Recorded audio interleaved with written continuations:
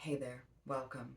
This is Pillow Talk with Tanya, a show where each week I'll be inviting you into my bed to have a little chat about love and relationships.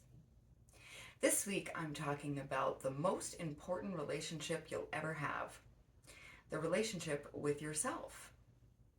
It's taken me until very recently to understand this. I have always had difficulty prioritizing myself, taking care of myself, honoring myself. And I've often looked outward for reassurance, validation, and emotional stability. I had a difficult relationship with my mom growing up, and I often leaned on friends for emotional stability. I would go to them when something was upsetting me, and thankfully, I have the best friends in the world, and they've always been really great at reassuring and validating and making me feel safe and secure and better about everything. But my partners haven't shown up for me in that way. Often, I've had partners that don't know how to react when I come to them with something that's bothering me. And either they overreact or they underreact. And subsequently, whatever I was upset about, I'm now even more upset about their reaction to me telling them what I was upset about.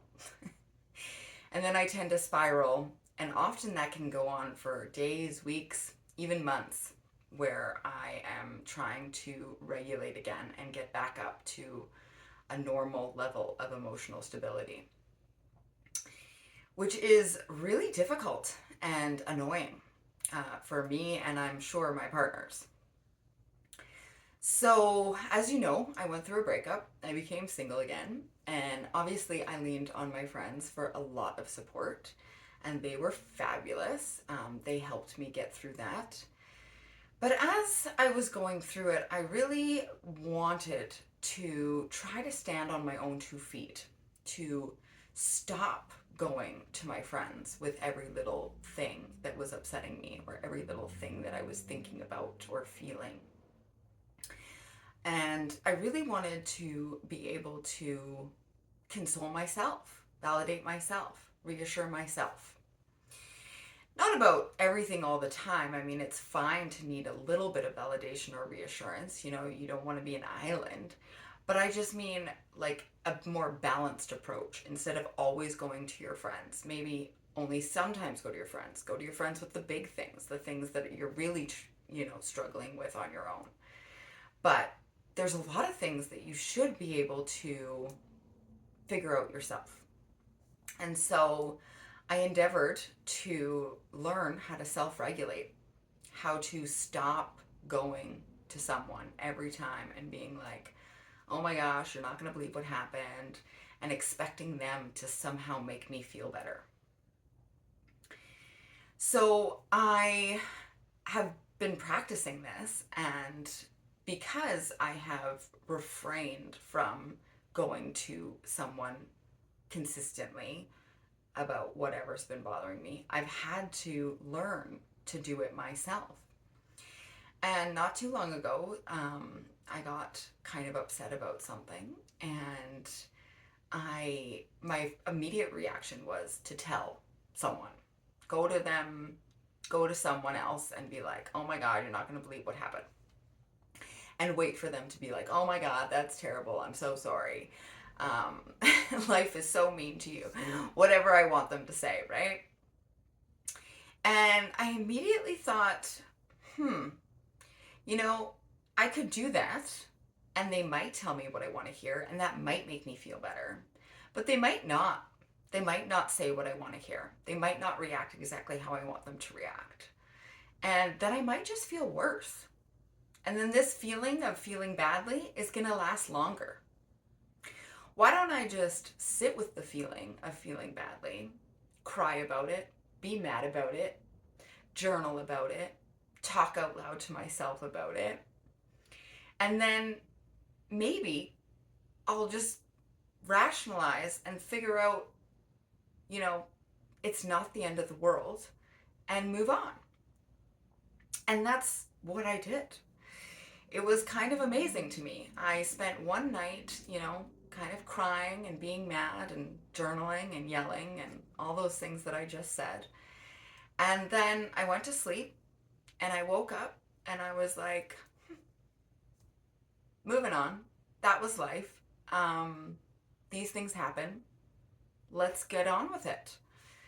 And it kind of blew my mind that I was able to do that, because I have not done that in a very, very long time. But it felt really good. It felt really good to be able to sit with my feelings, reassure myself, validate myself, and then talk myself down off the ledge. Really, rationalize with myself and just be like, is this that big of a deal? Do you need to be upset for longer than one night about this? Do you need to, talk to everyone you know about it? Do you need to burden all your friends and partners with this? Partners. But you need to burden other people with this? No, you actually don't. You can just sit in it and figure it out and then wake up the next day and feel better and move on. So that is probably one of the most remarkable things that I've done for myself in a really long time. It felt really good, and I'm going to keep doing it, keep practicing that. And what I basically was practicing is just refraining from going to other people every time something upsets me. And the more I stopped myself from going to other people, the more I was forced to validate myself. So that was really all I did, is just said, no, you're not allowed to talk to someone about this. You have to talk to yourself about this. And the more I did that, the easier it became. And then when this actual thing that I was, more than usually upset about, came along, I was able to sort it out myself. I think it also comes from a little bit of growth that I've been doing in the personal care area too. I've been trying to take better care of my health, um, just my physical body in general. I've been trying to do things for me that I know I should be doing, that I haven't done. I've never really been great at prioritizing my personal care, my health needs, my um, uh, just my needs and wants. Like I've always just sort of like gone along with, well, whatever. But now I'm sort of like, no, if I don't want to do that, I don't have to do that. If I don't want to eat that, I'm not going to eat that. If I want to change my order last minute, I'm going to change my order last minute. If I want to ask that question, I'm going to ask that question. Instead of trying to please everybody all the time, or just be like so easygoing that I'm not a burden to anybody, I've really tried to just be like, you know what? Whatever. I'm going to do what makes me happy and gives me what I need and feels good for me. And hopefully that is okay with everyone else, because it's really not that much.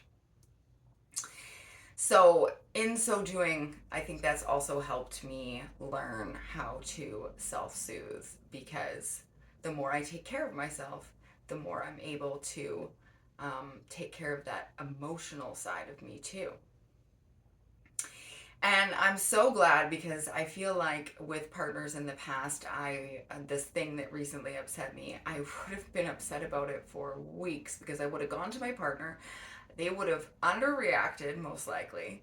I would have freaked out. I would have spiraled. I would have been mad at them and upset about my situation. I would have had to deal with that for days, weeks, months, whatever. And it just would have been, and then nothing would have ever been resolved. And I just would have felt terrible for all that time. And what a treat to not have to do that. What a treat to just feel crappy for one night and then wake up and feel like that's not that big of a deal. It was a real beautiful moment for me. So tell me about your journey to loving yourself. Where are you in it? At what point are you in your self-love journey? I would love to hear about it. And any techniques that you want to share, anything you've done that's helped you grow and love yourself more, please tell me. Of course, like and subscribe if you want to see more, and keep voting in my weekly pillow polls. I can't wait to see you back in my bed next week.